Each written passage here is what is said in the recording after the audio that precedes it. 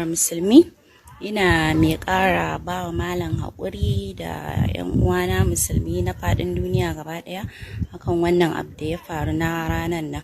So na yi audio na ba da haƙuri, amma na ga kamar bai gamsar da mutane ba, shine na ce bara na yi bidiyo. Ina mai ƙara ba wa kowa da kowa haƙuri akan wannan kuskure da na yi. So ni ba na faɗa don na yi ɓatanci ga malam ko kuma na aibata shi ba. Allah ya ga zuciyata, amma ina mai ƙara ba wa malam haƙuri da al'ummar musulmi.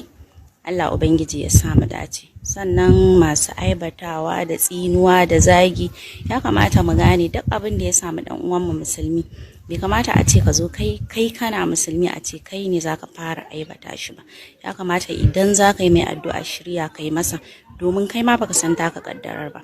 Babu wanda ya san ƙarshen sa sai ya mutu tukunna ka tabbatar ka yi ƙarshe. So ya kamata a ce mu dinga kyautata wa 'yan uwan musulmai zato.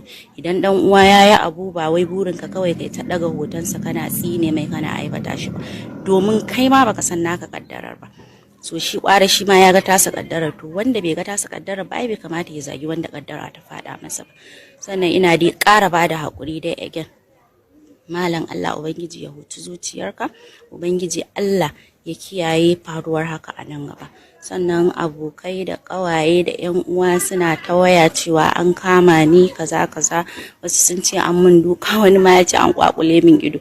To alhamdulillah dai gani a gida. Yawwa gani a gida alhamdulillah, ina cikin ƙoshin lafiya. Yawwa ina mai ƙara ba al'ummar musulmi haƙuri da duk wanda ya ga wannan bidiyo. Ubangiji Allah